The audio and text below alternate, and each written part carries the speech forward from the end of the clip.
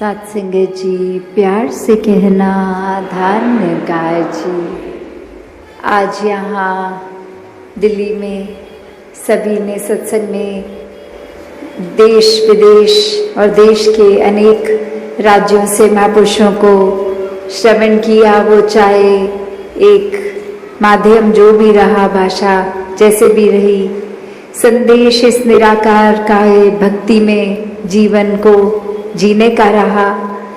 और यही पिछले 2 दिनों से भी एक समालखा में चाहे ये मीटिंग रूप रहा था, जहाँ सभी एडमिनिस्ट्रेशन से जुड़े हुए आए भक्त, और वहाँ भी कुछ चीज़ों की क्लैरिटी होती रही। पर साथ ही ये फोकस पॉइंट सभी को बार बार कहा गया कि सबसे पहले ये संतों की सेवाओं के लिए जो एक रूप है उसमें सेवा दे रहे हैं, तो खुद को भी हर समय संतों का दास ही माने। एक भाव कुछ और ना बन जाए, कोई खुद को किसी तरह से संगत से अलग ना समझें, सभी संगत की सहूलत के लिए।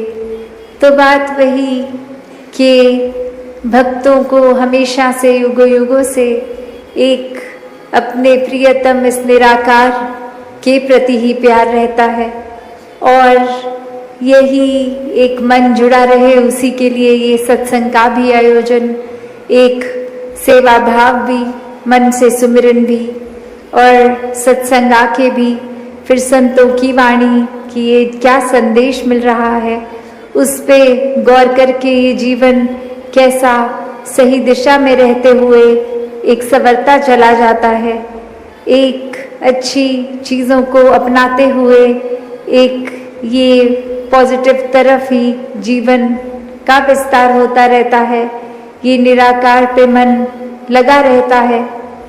तो बात वही कि सत्संग आना सिर्फ यही बात नहीं कि आए और सुना चले गए, बात है कि ये मन हमारा उस समय कहाँ है। हम बैठे तो हुए हैं, पर क्या वाकई ही एक संतमती एक संतों के साथ जुड़ रहे हैं, या वही अपने रोज़मर्रा की ज़िंदगी या कोई ख्यालों में खोए हैं, कोई विचार और ही दिमाग में चल रहे हैं। तो ये मन तो अपना चंचल रूप बनाए रखता है, ये स्थिर होना पसंद नहीं करता, पर ब्रह्म ज्ञान से, ये चेतनता से, इस निराकार स्थिर के अंदर टिक कर ही मन को स्थिर किया जा सकता है। वरना तो पुरातन समय से यही एक चलता आ रहा है, चाहे आज के युग में बोलते हैं डिस्ट्रैक्शन ज़्यादा हैं, पर जब उस तरह से कम भी थी तो भी मन का काम तो यही था, इधर उधर भागना टिकना नहीं, इस निराकार पे केंद्रित कम होता था। तो उस लिहाज में तो कुछ अलग नहीं हो रहा। और कैसे संतों ने तब भी अपने आप को फोकस वापस निराकार पे ही, परमात्मा पे ही किया, और आज भी यही एक तरीका है।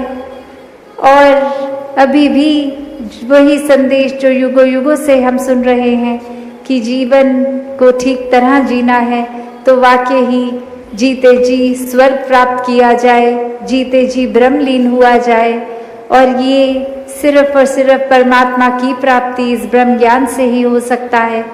और सिर्फ ले लेना ही काफ़ी नहीं, हर पल इस ब्रह्म ज्ञान पे चलना भी ज़रूरी है, वरना तो लिया ना लिया एक बात है। तो हर समय जिन्होंने इस परमात्मा को मन में बसाया, बाकी ही वो भक्तों में उनकी गिनती होती है। और ये हर एक का अपना मार्ग, अपना रिश्ता इस परमात्मा से, ये फिर एक दूसरे को देखा देखी उस तरीके से नहीं भक्ति होती। ये अपना मन इस परमात्मा के साथ जोड़कर अपना पर्सनल रिश्ता एक बनाया जाता है। और आसपास फिर दिखने वाले भी बहुत होते हैं, कोई किसी वजह से आया हो सत्संग। अक्सर हम उस नियत से यही देखते हैं कि हम सत्संग भक्ति करने आए हैं, निराकार से जुड़ने आए हैं, पर किसी और का उद्देश्य कुछ और हो सकता है। कोई इस वजह से आया हो सकता है कि एक घर से प्रेशर है, एक सब चल रहे हैं तो हम भी चलते हैं, नहीं तो घर वाले फिर एक नाराज होंगे, या कोई एक आइडेंटिफाई किए हुए हैं कोई बिजनेस समाज के लोग, तो वो सत्संग में आते हैं तो हम भी आके फिर इनसे इस तरह से ताल्लुकात बना के अपने एक फाइनेंशियल एस्पेक्ट को मजबूत कर सकते हैं। कोई भी वजह और हो सकती है भक्ति के अलावा। तो हर कोई सत्संग जो आ रहा है वो भक्ति की नीयत से नहीं आ रहा, तो वो भी अपने अंदर सोच विचार कर ले कि ये सत्संग में अगर भक्ति के अलावा और कोई उद्देश्य से आ रहे हैं तो कहाँ जीवन में खड़े हैं। बाकी चीज़ें तो संसार में हासिल की जा सकती हैं, एक अपने पर्सनल सेल्फिश चीज़ों के लिए तो फिर पद पदवियाँ भी संसार में अनेकों उपलब्ध हैं, किसी न किसी तरीके से एक नाम रुतबा पाया जा सकता है।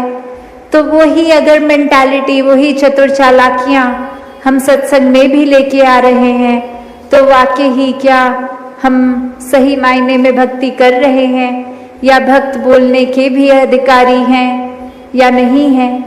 और यहाँ तो ये ऐसा दर्द है जहाँ एक सीधा ही ब्रह्म ज्ञान की प्राप्ति के बाद वो महान आत्मा महापुरुष की तरह संबोधित भी किए जाते हैं। तो सिर्फ शब्द ही नहीं, कर्मों से भी ये निराकार ही हमारे कण कण में, जहाँ संसार में कण कण में बसा है, हमारे भी रोम रोम से वही प्रदर्शित हो, वही भाव हो। वरना तो ऐसा भी है जैसे अभिगदासी कहानी का उदाहरण लेके ये बात रखेगी कि कैसे एक समय में एक जगह जहाँ सत्संग रूप ही एक गुरु और अनेकों शिष्य उनके साथ ही जगह जगह जाते रहते थे।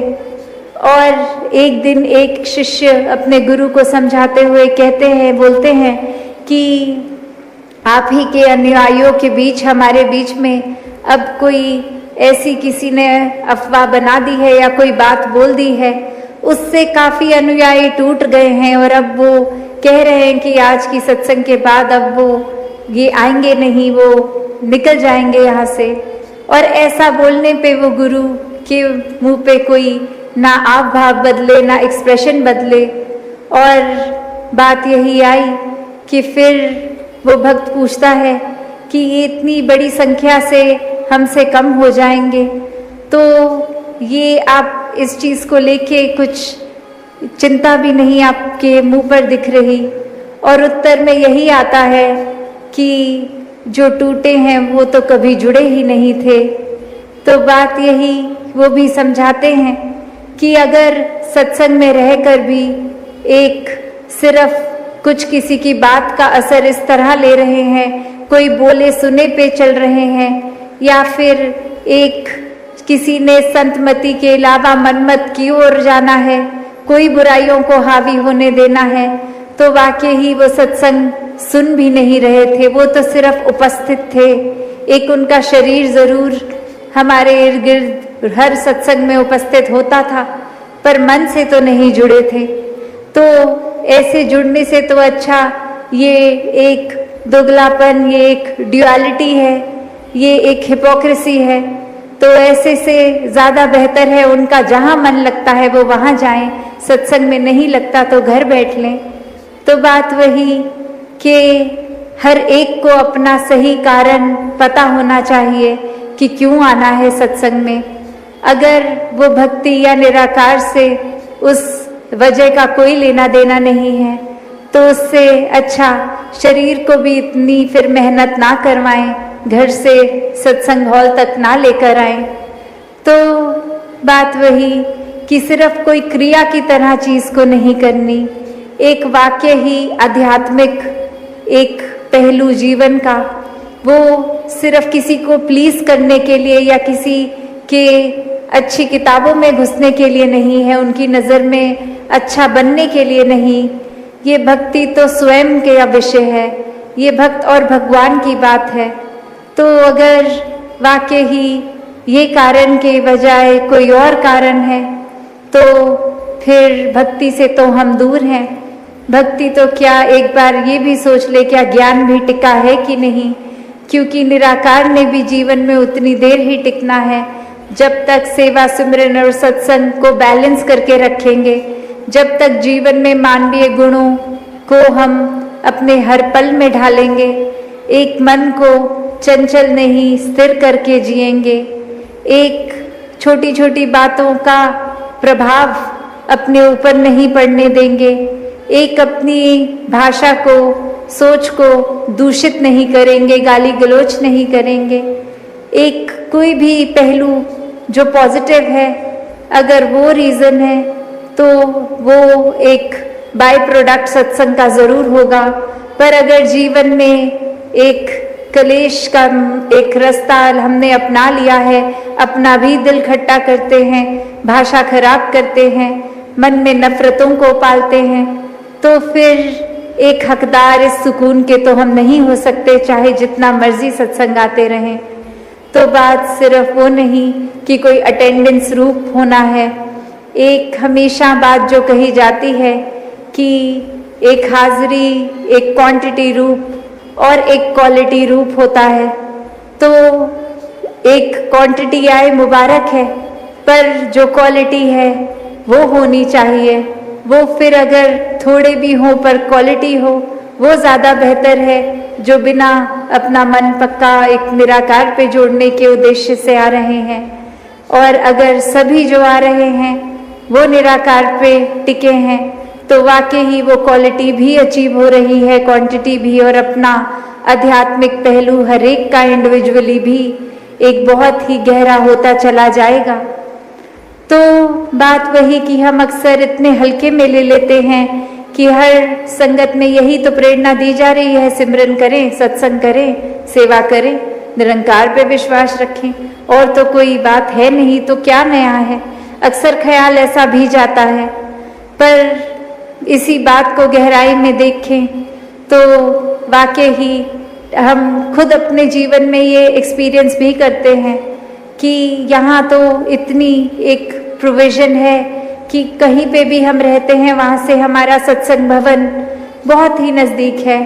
पर अक्सर देश विदेश में जाकर ये सत्संग का कदर हर एक को और बढ़ जाता है, क्योंकि अक्सर कोई ट्रैवल उनके इतने बड़े होते हैं, कोई जगह में तो वो फ्लाइट की टिकट काट के कोई अपने नियरेस्ट भवन पे पहुंच पाते हैं। कई जगह पर किसी और एक हिंदुस्तान में भी अगर देखा जाए तो कभी कभी एक पहाड़ों या ऐसे ग्रामीण एरियाज में अपने भवन पहुंचने के लिए ही वो साधन पैदल भी होता है, बस भी होता है, अनेकों माध्यम बदल के कोई सत्संग भवन आ पाता है। तो जस्ट बिकॉज हमारे पास एक आराम से सत्संग की सहूलत है, हम उसकी कदर ना खो दें। सिर्फ यही ना सोचे कि कोई ऐसा ना भी गए तो क्या ही हो जाएगा। मन में अगर खिंच है वो तो उसकी मोहताज फिर नहीं होगी कि सत्संग भवन दूर है या नज़दीक, वो तो अपने आप ही मन दौड़ता सत्संग में आएगा। कोई ना कोई अगर व्यस्त भी हैं तो मन फिर सत्संग आने का बहाना बनाएगा। तो ये हमारा सिर्फ ये कोई पर्सनल व्यक्ति विशेष एक रीजनिंग हमने कोई स्पेसिफिक पर्सन के एक हो सकती है, पर एक अगर वाकई ही कोई जेन्युइन बात है, कोई स्थिर हो गया शरीर के कारण एक बेड तक कन्फाइन हो गए हैं, या फिर किसी वजह से बुढ़ापे का या कुछ भी वजह और शारीरिक एक तबीयत ना ठीक होना, एक किसी और पे डिपेंडेंसी हो गई इस शरीर की, तब तो समझ में आता है कि स्वयं अगर चल फिर नहीं सकते तो कैसे आएंगे। पर ऐसे केसेस में ये परिवार भी बहुत साथ देता है जो वाकई ही इस परमात्मा से जुड़ा है, फिर वो भी कोई ना कोई तरीका सत्संग तक लाने का बना देते हैं। पर जहाँ पर अपना शरीर ठीक चल फिर रहा है वहाँ फिर हम अनेक अपनी बुद्धि के कारण ही कोई ना कोई कारण बना लेते हैं कि आज की सत्संग मिस भी हो गई तो कोई बात नहीं, हम इस समय एक ये काम कर रहे हैं, वो कर रहे हैं। काफ़ी बार हो सकता है वो एक जेन्युइन वजह भी हो सकती है कि कहीं बहुत ही ज़्यादा एक आवश्यक जगह पे पहुँचे हैं, तो एक शरीर है वो एक जगह पे तो एक ही जगह पे हो सकता है। तो जहाँ तो बहुत जेन्युइन है वहाँ फिर मन से सत्संग ना आके भी वो मन में ही सत्संग बस गया है, तो कहीं कामकाज पे ऐसे अटक गए हैं तो उधर भी उस समय मन सत्संग में है तो सत्संग ही हो रही है। पर जहाँ सिर्फ इसको बहाने की तरह यूज किया जा रहा है कि एक टाइम मैनेजमेंट हमारी खराब है तो हमने सत्संग के समय ही 10 काम करने हैं और फिर कह देना है कि व्यस्त हैं इसलिए सत्संग नहीं आ पा रहे, तो फिर तो वो एक बहाने वाले खाते में जुड़ गया। वो कोई जेन्युइन इशू नहीं, एक असली कारण नहीं है सत्संग ना पहुंचने का। तो सत्संग को भी एक उतनी ही महत्वता दें।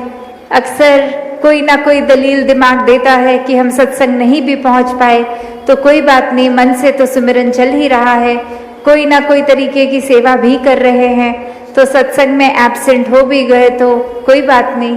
पर वो फिर अगर वाकई ही कोई असली वजह नहीं है, मन की बनाई चीज़ें हैं या एक हमारी मिसमैनेजमेंट है, तो फिर एक अपना सत्संग की भरपाई तो हर एक ने अपनी ही करनी है। ऐसा तो हम नहीं कर सकते कि घर परिवार का दूसरे किसी व्यक्ति को भेज दें, बोले और आप हमारे हिस्से की भक्ति कराएं संगत में जाके, ऐसा तो पॉसिबल है नहीं। अपना खाना अपने पेट में हमें खुद ही डालना होता है, बाकी सबका पेट भर भी गया घर में तो अपनी भूख तो हमारी अपनी ही है। तो ऐसा फिर एक चतुराई का साथ ना लिया जाए ऐसे समय पे, जहाँ तक हो सके एक अपने आप को एक स्पिरिचुअली स्ट्रॉन्ग करना है, निराकार से जुड़ना है, तो वाकई ही ये बैलेंस जहाँ ज्ञान और कर्म का एक बैलेंस की बात की जाती है, वहीं सेवा सुमिरन और सत्संग की भी करी जाती है। और सत्संग आके सिर्फ और सिर्फ संतमति को ही अपनाना है, वरना तो जैसे दासी ने एक अभी जिक्र किया भी कि सत्संग में फिर ध्यान इधर उधर भटक रहा है, कोई क्या कर रहा है, हर कोई अपनी ही वजह से आया होगा। हम तो भक्ति के लिए आए हैं, वही करके जाएं, वही अपने हिस्से लेकर जाएं, और किसी से कोई एक क्या कर रहा है क्या नहीं हमारा कोई मतलब नहीं है। तो हम इसी तरह फोकस रह के जीवन में भक्ति सेवा सिमरन सत्संग के रूप में भी करते रहें, अपने जीवन के हर पल में चेतन होके इस ज्ञान को कर्म रूप भी सुंदरता बख्शें। सात संगत जी, धन निरंकार जी। सात संगत जी, प्यार से कहना धन निरंकार जी। तो वही कि कैसे एक चाहे मानव के शरीर में है तो भी हम ये अगर कार्य जब तक ये मनुष्य वाले ना करें, जैसे किसी चिड़िया को नहीं कहा जाता कि चिड़िया वाले कार्य करो, या फिर एक चिड़िया को अगर चिड़िया लगना है तो बस क्राइटेरिया यही है कि उसकी पंख होने चाहिए, वो उसका आकार एक तरह का होना चाहिए, वो उसकी चोंच से वो उस तरह आवाज़ निकाले या घोंसला बनाए, या कुछ कैरेक्टरिस्टिक्स या एट्रीब्यूट्स हम लगा देते हैं कि एक डेफिनेशन बन गई एक चिड़िया कैसे है। और किसी भी एक जो बात होती है कि मनुष्यों के अलावा प्रकृति में कुछ भी देख लें तो वो हमें देखना नहीं पड़ता कि घोड़ा घोड़ा नहीं लग रहा या पेड़ पेड़ नहीं लग रहा, कुछ भी ऐसे चीज़ हो तो सिर्फ एक मनुष्य के साथ ही वो बात बनती है कि आकार तो चाहे एक मनुष्य वाला है पर कर्म वो मनुष्य वाले नहीं, क्योंकि जब मनुष्य हैं तो मन में एक प्यार की भावना होनी चाहिए। ये अपना असली रूप, ये निज घर, इस निरंकार परम पिता की परमात्मा की पहचान के लिए जो लक्ष्य लेकर ये मनुष्य योनि मिली है, तो अगर वही नहीं है तो मनुष्य मनुष्य नहीं है। हाँ जी। ऐ मानव तू मानव बन जा, कहते बारंबार क्यों। तो ये मैसेज सदियों सदियों से, चाहे सतयुग हो, द्वापर हो, त्रेता हो और अब कलयुग का भी जो ये लेग चल रही है, या फिर कहीं जो ये भी कहें कि चलो हिस्ट्री को एक साइड रख के देखें, अपनी पर्सनल लाइफ में भी देखें, तो फिर ये बार बार संदेश ही क्यों देना पड़ रहा है कि आप मनुष्य हो तो मनुष्य वाले कर्म करो। ये एक रिमाइंडर के तौर पे इतने बार बार क्यों करा जा रहा है। जैसे एक हमारा अलार्म क्लॉक होता है, हमें उठना होता है, तो वो हम जानते हैं कि हमने उठना है, फिर भी क्यों ये ऐसा कि अलार्म बजता है और हम उसको वापस वो 5 मिनट के डिले पे डाल देते हैं और फिर सो जाते हैं, फिर वो स्नूज़ करता है और हम फिर से उसको और डिले पे डाल देते हैं। तो ये जागने की अवस्था, ये मनुष्य को मनुष्य बनने का संदेश तो वलियों, पीर पैगंबरों ने, सदगुरुओं ने बहुत समय से ही देते चलते आ रहे हैं, पर हम ही उस रूप में सोते जा रहे हैं और कान में वो आवाज़ पड़ने के बावजूद भी नहीं उठते। तो आज ये क्या हमारा उस तरह एक जीवन का उद्देश्य है, अगर हमको फुल पोटेंशियल में उसको जीना है तो बात वही है कि जो एक हमसे एक मानव की तरह एक्सपेक्टेशन है, हमें वो एक्सपेक्टेशन को कैसे पूरे करना है और ना कि बस सिर्फ पूरा करना है, उसको अपनी ज़िंदगी को किस तरह खूबसूरत बनाया जाए।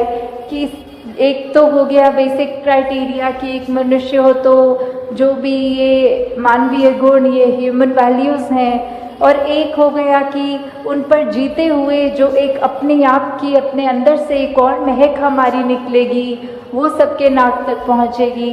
तो वही बात कि एक कर्म की जिम्मेवारी जो हम पर है वो तो करनी ही है, पर एक वो जो एक्स्ट्रा एफर्ट होता है कि एक गोइंग वन स्टेप फर्दर वाली बात होती है, तो सिर्फ एक लकीर के फ़कीर की तरह वहाँ तक नहीं रहना, अपने आप से और भी जितना बन पड़े, जितना और हम कंट्रीब्यूट किसी महीने में भी कर पाएँ कि अपनी ज़िंदगी में, किसी और की ज़िंदगी में वो खुशबू, वो असर ज़रूर छोड़ें। हाँ जी। अपना अपना धर्म निभाते पशु परिंदे सारे हैं। तो वही बात कि जिसकी जो एक लाइफस्टाइल है, जो एक कार्य करने के लिए परमात्मा ने अपनी प्रकृति में जो भी चीज़ डाली हो, कि चाहे जानवर हो, चाहे पंछी हो, चाहे कोई भी ये कायनात की, ये कुदरत की चीज़ ले ले, पानी का स्वभाव ले ले, नीचे को बहना या फिर सर्दी में जमना या कुछ भी चीज़ हो, पेड़ों का देखें कि बारिशों में हरियाली और पतझड़ में झड़ना, तो ये सब का जो अपना एक नेचर कह सकते हैं, एक ये नियम में बंधे हुए, ये निरंकार की आज्ञा में रहते हुए जो जो कार्य थे उनके गुणों में, वो सब तो वैसे ही सब कुछ करते जा रहे हैं। पर वही बात, ये सारी इंडिकेशन, ये सारे एग्जाम्पल्स इस शब्द में बार बार उसी की लाइन को स्ट्रेस करने के लिए आ रहे हैं कि ये कंपैरेटिव, एक कंपैरिजन करने के लिए कि एक तरफ जहाँ मनुष्य जो सबसे ऊंची योनि माना गया है और उसके कंपैरिजन में जो बाकी योनियाँ हैं, तो भी इस मायने में तो वो सब ज़्यादा श्रेष्ठ हो गई कि वो सारा अपना कार्य जैसा करना है वैसा ही कर रहे हैं, और हम इस योनि में जो आए हैं ये अवसर लेके कि ये निरंकार की पहचान कर सकें, तो हम उसको असमर्थ कहीं ना कहीं हो जाते हैं। सिर्फ ये बात वो नहीं है कि ज्ञान लेने तक की जर्नी नहीं है ये वो भी लिया जाए कि हम अगर ज्ञान ले चुके हैं तो भी क्या हम बन गए सही मायने में मनुष्य, या अभी भी हमारे जीवन में वही अंधकार है, वही अहंकार है, वही लालच है, या कोई भी ऐसी बुरी बात हो, तो उसी पे हमको अपने आप पे काम करना है कि सारे रास्ते तो हमारे सामने हैं और सही गलत की हमारे पास ये बुद्धि भी है, ये चेतनता भी है, तो हमने क्या अपनी ज़िंदगी में कंकर उठाने हैं, कांटे उठाने हैं, या अच्छे गुणों, फूल समान जो बात है वो लेना है। हाँ जी। अपने ही नियम पर चलते सूरज चंदा तारे हैं। तो ये जो सूरज, चांद, सितारे, सेलेस्टियल बॉडीज़ या कोई भी धरती के ऊपर भी जो भी चीज़ है वो सबका एक वही बात, जो नियम बना हुआ है, जिस तरह एक फंक्शनैलिटी रखी है, एक लाइफ स्पैन अगर किसी एक भी चीज़ का है, for that matter of fact कि अगर हम एक बाज़ार से कुछ खाने की पदार्थ भी लेते हैं तो उस पर भी वो एक कुकिंग के लिए उसकी रेसिपी होगी, एक उसकी डेट ऑफ मैन्युफैक्चरिंग और एक एक्सपायरी डेट भी होगी।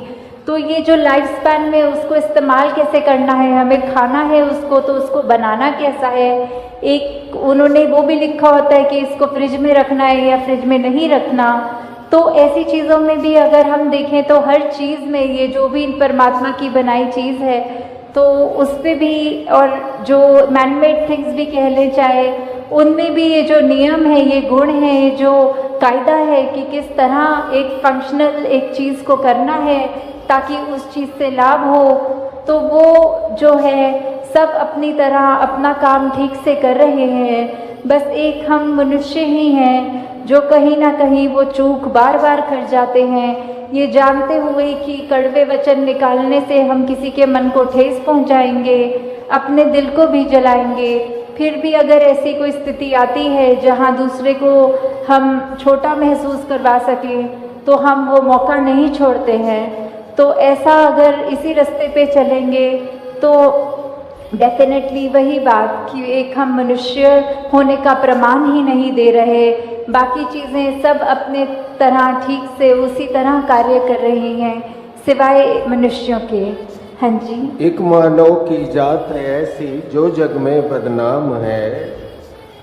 तो ये मनुष्य उस तरह ये बदनामी का तिलक क्यों सर पे लेके घूम रहा है, ये क्यों उस तरह ये नाम आ रहा है कि कुछ ऐसा गलत कर रहे हैं मनुष्य जो नहीं करना चाहिए, या फिर कुछ ऐसी आदतों में एक इंसान बन जाता है कि चाहे अगर एक ऐसा ही एग्जाम्पल ले लें कि हम अगर कोई आज ड्रग एडिक्शन या नशे या कोई भी ऐसी बात का एग्जाम्पल लेते हुए चले कि हमें पता है वो चीज़ सेहत के लिए भी नहीं अच्छी, हमारे मानसिक बैलेंस के लिए भी नहीं अच्छी, पर फिर भी अगर वो किसी ने एक बार चख लिया तो उसका इतना आदी हो जाता है कि अपनी ज़िंदगी को वो नष्ट करने शुरू कर देता है।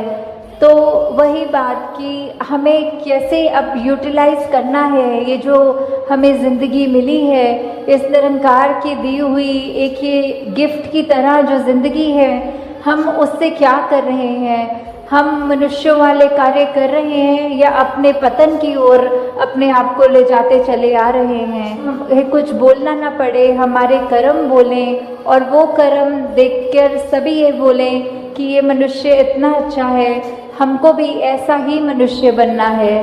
तो बात वही, अब मनुष्य तन मिला ही है तो असली रूप में मनुष्य वाली जिंदगी को भी बिताएं।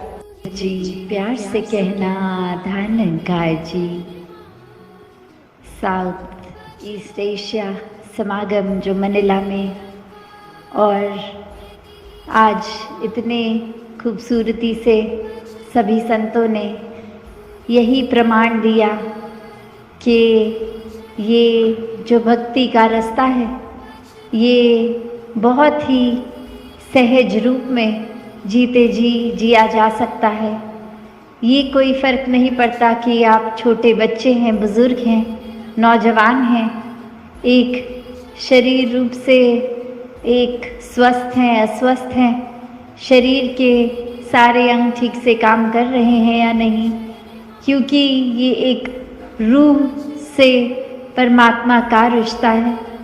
ये एकत्व की बात है, ये एक वननेस का भाव कि जब ये परमात्मा से एकत्व हो जाता है तो परमात्मा की बनाई पूरी सृष्टि से एकत्व हो जाता है।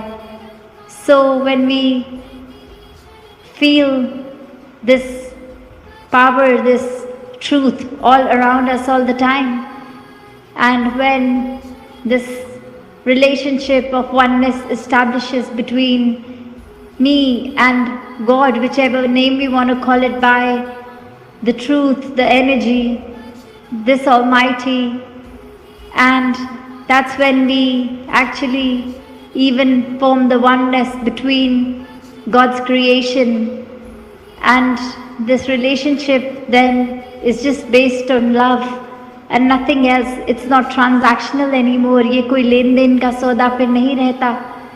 जैसे अभी सुना भी कि परमात्मा का नाम तब सिर्फ इसलिए नहीं लिया जाएगा कि आज मेरी ज़रूरत है तो परमात्मा को याद किया जाए, शायद ये मेरे नाम लेने से परमात्मा का शायद मेरी परिस्थिति बदल जाएगी, या फिर कोई डर कि अगर मैंने देखा है किसी ने परमात्मा का नाम नहीं लिया तो उनके जीवन में एक ज़्यादा दुख आने लग गया है, तो मैं तो डर के कारण ले लूँ कि मुझे वो दुख ना छुए।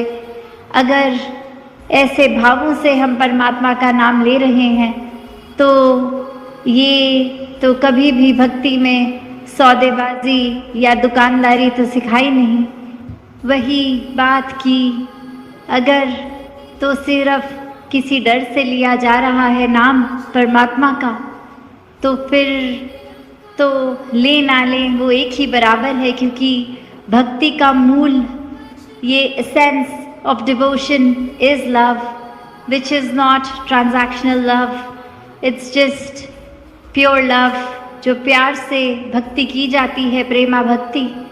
तो प्रेमा भक्ति में तो कोई भी फिर एक मिलावट का ये स्कोप ही नहीं रह जाता, वरना तो फिर संसार और भक्त ये अलग अलग दर्जे पे क्यों हैं?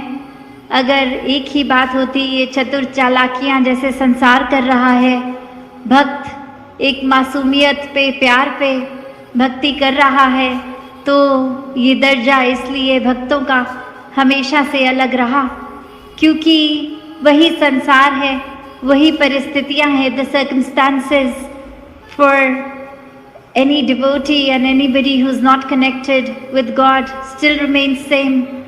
But then why do we have a special place for the devotee, the saints?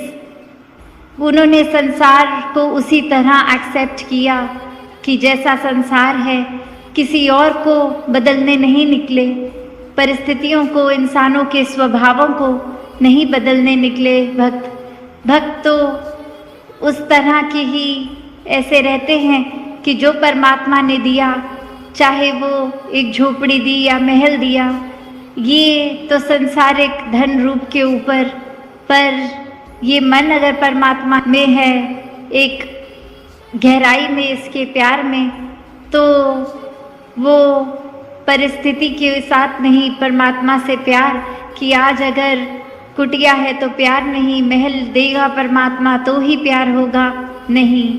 वो तो सिर्फ यही मानते हुए कि चलो ये रहने के लिए गुजरान मात्र है, जो भी मिला ये परमात्मा ने दिया है। और ये भक्ति किसी भी आर्थिक अवस्था में की जा सकती है, एक मन के जुड़ाव की बात है, ये एक समझ की बात है, ये एक भाव की बात है। और भक्ति तो भाव से ही होती है, वरना तो दिखावा है कि किसी को कुछ दिखाने के लिए कुछ बोल दिया, या फिर अक्सर इंसान ये सेवा भाव को उस तरह से कर्मों के साथ भी जोड़ लेते हैं कि चलो एक अपनी कोई गलतियां हैं तो एक अपने गिल्ट को दूर करने के लिए कि चलो कुछ अच्छा काम कर देते हैं, कोई नेकी कर देते हैं। तो ये अगर हम गहराई में सोचें तो ये हम क्या कर रहे हैं? फिर से यही कि परमात्मा को एक हम अपनी चालाकियों में बांध रहे हैं। नहीं, ऐसा भक्तों का तो कभी भी स्वभाव नहीं होता। ये बात सिर्फ इतनी ही कि परमात्मा से प्यार करना है और परमात्मा से एकमिक होके रहना है, और फिर ये जीवन वाकई ही किसी भी परिस्थिति में भक्ति में जिया जा सकता है, प्यार में रह के जिया जा सकता है। ये बिना किसी विपरीत प्रभाव से जिया जा सकता है। तो दातार कृपा करे हर कोई ऐसे ही प्रेमा भक्ति में जीते चले जाए, और जिस तरह यहाँ समागम में देश विदेश से सभी पहुँचे हैं, और जो नहीं भी पहुँच सके, तो भाव हर एक का यही कि ये अपनी भक्ति को मजबूत करने का भाव, तो हर एक का समागम उस रूप में प्रवान है। सभी एक साथ रहकर ये समाज, इस दुनिया में एक रूप उस तरह बने जो संसार के लिए वरदान हो, ऐसे मानवीय गुणों को अपनाते हुए जीवन में इस निराकार को हर समय प्राथमिकता देते हुए सेवा सिमरन सत्संग करते हुए जीवन को जिए। सात संगत जी, धन निरंकार जी। सात संगत जी, प्यार से कहना धन निरंकार जी। सात संगत जी, ब्रह्म ज्ञान कैसे प्राप्त करें? सात संगत जी, सरल तरीके से ब्रह्म ज्ञान को कैसे प्राप्त करें, चलिए जानते इस विचार के माध्यम से। आशय प्रवान करें और ध्यान से सुने। सात संगत जी, सात संगत जी, आज हम एक ऐसे ज्ञान की बात करने जा रहे हैं जिसे वेद, उपनिषद, ग्रंथ और शास्त्र पढ़कर प्राप्त किया जा सकता है। लेकिन मेरे पास एक और मार्ग है सात संगत जी, एक ऐसा सरल और सहज मार्ग जिसके माध्यम से आप बिना किसी ग्रंथ को पढ़े, बिना किसी शास्त्र में उलझे सीधे ब्रह्म ज्ञान तक पहुंच सकते हैं। आप जान सकते हैं मैं कौन हूं, हु एम आई। आप जानते हैं परमात्मा कौन है, आप जान सकते हैं जिसे आप पूजते आए हैं वह वास्तव में कौन है। आप जान सकते हैं सृष्टि कहाँ से उत्पन्न हुई है, आप जान सकते हैं हमारे जीवन का उद्देश्य क्या है, और यह भी जान सकते हैं हम यहाँ क्यों आए हैं। इन सभी प्रश्नों का एक ही उत्तर है ब्रह्म ज्ञान। ब्रह्म ज्ञान अंतिम ज्ञान है, इसके बाद जानने को कुछ भी शेष नहीं रहता। और मैं यह कोई सिद्धांत या किताब से नहीं कह रहा हूँ, मैंने स्वयं इसे पाया है, इसलिए पूरे आत्मविश्वास के साथ कह रहा हूँ। आप सभी इसे पा सकते हैं बिल्कुल निःशुल्क। ना कोई दान देना है, ना कोई दक्षिणा, ना वेद पढ़ने हैं, ना उपनिषद, ना कोई शास्त्र या ग्रंथ। बस खुले हृदय से सुनना है और अपनाना है। सोचिए सात संगत, यदि आपको ब्रह्म ज्ञान यदि आप ब्रह्म ज्ञान को पा ले तो आपके जीवन की धारा ही बदल जाएगी। आपके सारे भ्रम, सारी मान्यताएं पीछे छूट जाएगी। आप अपने आत्म स्वरूप में स्थित हो जाएंगे। जिसे आप पूजते हैं उसे जान जाएंगे और जानकर ही सच्ची भक्ति संभव है, और तभी आपकी भक्ति पूर्ण मानी जाएगी। यह अमूल्य ज्ञान आपको मिलेगा पूरी तरह निःशुल्क सात संगत जी। लेकिन उससे पहले हम एक नज़र डालेंगे उस पारंपरिक मार्ग पर। सात संगत जी, उस पारंपरिक मार्ग पर जो वेदों और उपनिषदों से होकर गुजरता है। थोड़ी सी चर्चा प्रमाणों के साथ, और फिर हम बात करेंगे उस सहज और सरल मार्ग की जहाँ कोई झंझट नहीं, कोई जटिलता नहीं, सिर्फ ब्रह्म ज्ञान है। भारतीय संस्कृति में ज्ञान का भंडार वेदों और उपनिषदों में निहित है, और ब्रह्म सूत्र उस ज्ञान को एक सूत्र में पिरोता है। ब्रह्म सूत्र भारतीय दर्शन के सबसे महत्वपूर्ण ग्रंथों में से एक है। यह ग्रंथ वेदांत दर्शन का आधार है, जो दुनिया के सबसे ऊंचे दार्शनिक विचारों में से एक माना जाता है। भारत के जितने भी दर्शन हैं उनमें वेदांत को सबसे श्रेष्ठ माना जाता है ना सात संगत जी? और इस वेदांत का आधार ग्रंथ है ब्रह्म सूत्र। ब्रह्म सूत्र को समझने के लिए हमें वेदों और उपनिषदों की गहराई में जाना होगा।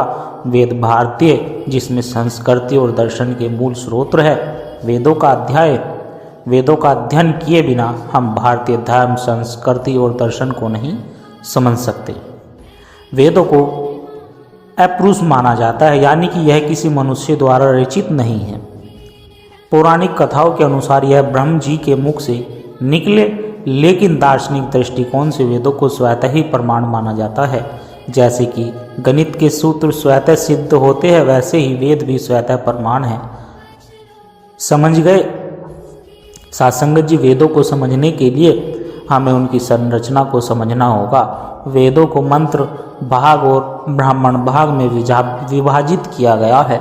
मंत्र भाग में देवताओं की उपासना के मंत्र है, जबकि ब्राह्मण भाग में यज्ञ और कर्म कांडों की विधियां दी गई है। वेद मंत्रों का उपयोग सभी सनातन धर्मी आर्य समाज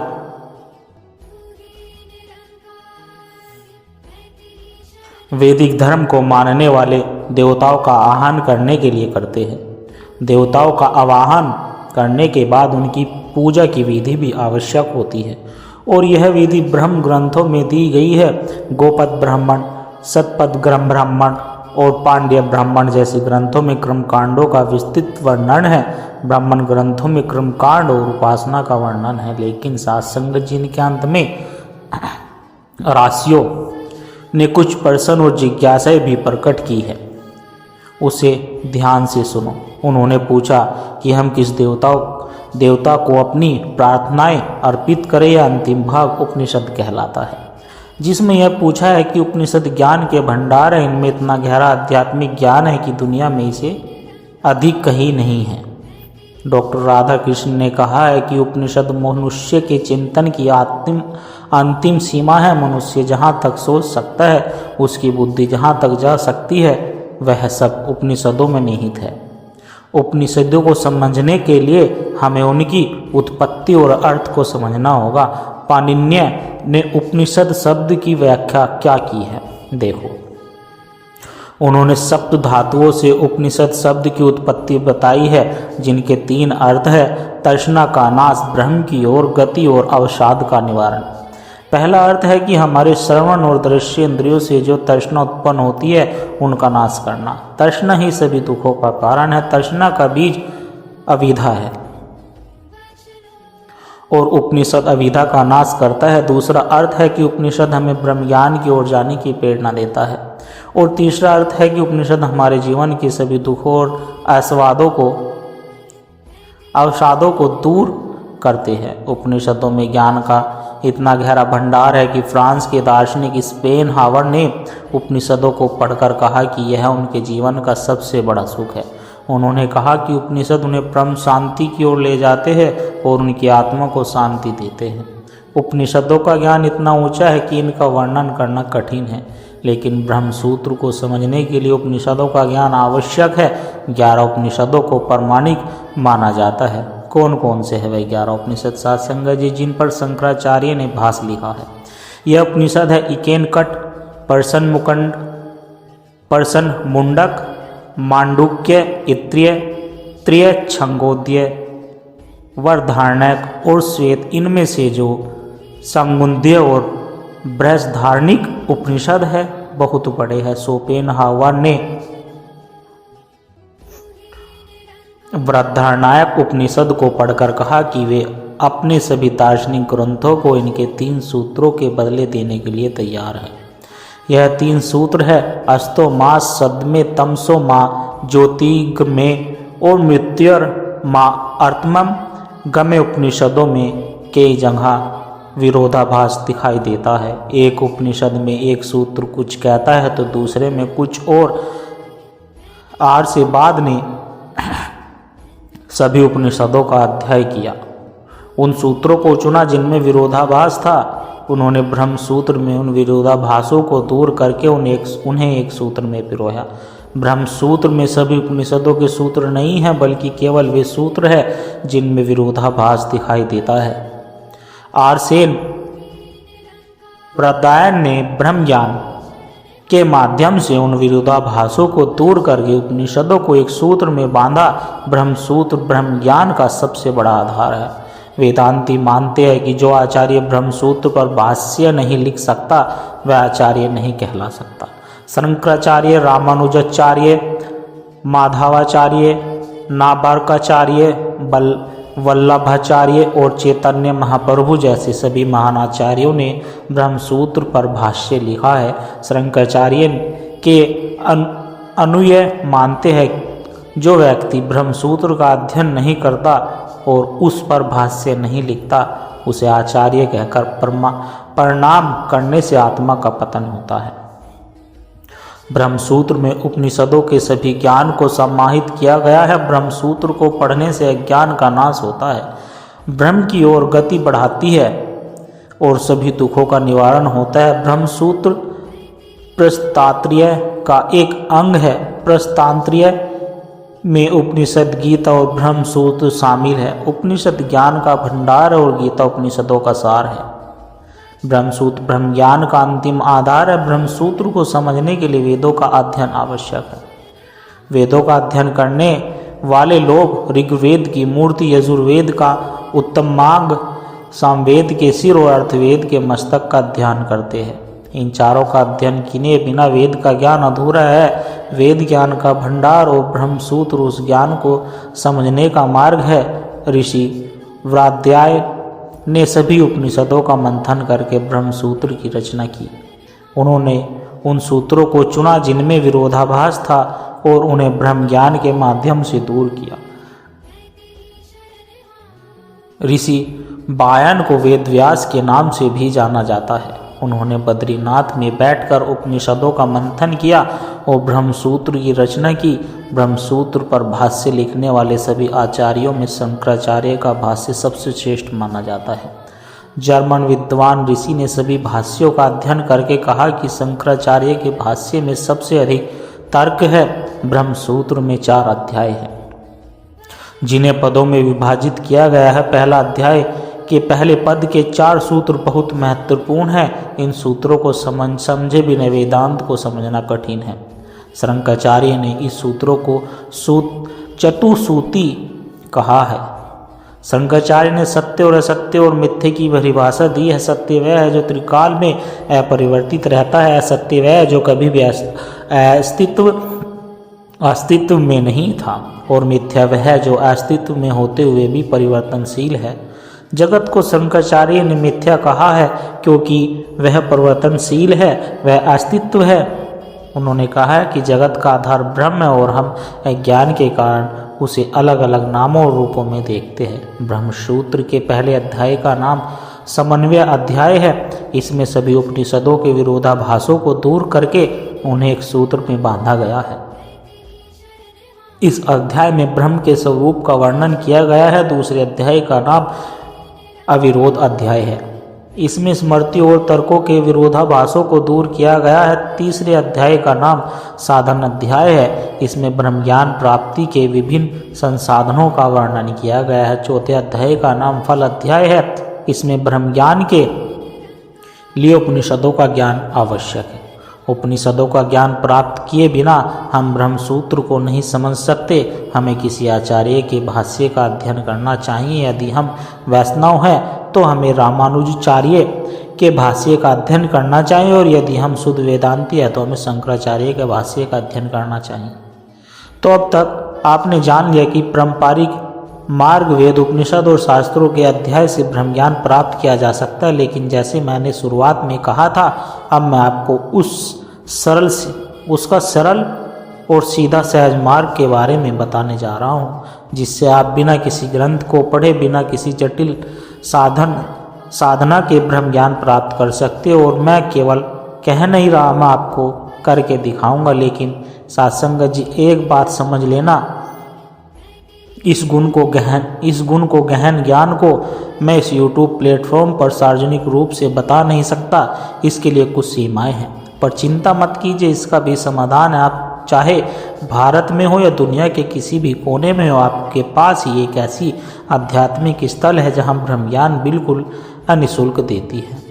न कोई फीस, न कोई दान, न कोई दक्षिणा, केवल प्यास चाहिए, खोज चाहिए। अब सवाल यह है कि आध्यात्मिक स्थल कौन सी है सत्संग जी, जहाँ आत्मज्ञान प्राप्त होता है? वहाँ कैसे पहुँचना और ब्रह्म ज्ञान कैसे प्राप्त करना है, और अपने जीवन को पूरी तरह कैसे बदलना है, इन सभी बातों को उत्तर मैं आपको दूंगा सत्संग जी। ब्रह्म ज्ञान कैसे प्राप्त करें, मैं आपको व्यक्तिगत रूप से उत्तर दूंगा। यदि आपके मन में और भी कोई प्रश्न है सत्संग जी, कोई उलझन है, या फिर आप किसी भी विषय पर संवाद करना चाहते हैं, तो सत्संग जी आप मुझसे खुलकर बात कर सकते हैं, बिल्कुल निःशुल्क बात कर सकते हैं। सत्संग जी, अब मैं आपसे विदा लेता हूँ। आशा करता हूँ कि आप शांत होगे, सुखी होगे और आत्मिक यात्रा पर निरंतर आगे बढ़ रहे होंगे। यही शुभकामनाएं हैं। फिर मिलेंगे सत्य के लिए किरण के साथ। सत्संगत जी, प्यार से कहना धन निरंकार जी। आशा करता हूँ सत्संगत जी दास के द्वारा कहे विचार आप सभी संतों को अच्छे जरूर लगे होंगे। अगर अच्छे लगे हो तो वीडियो को लाइक करें, शेयर करें, कमेंट बॉक्स में धन निरंकार जी लिखकर अपने विचार साझा जरूर करें, और दास के चैनल को भी सब्सक्राइब जरूर कर लें।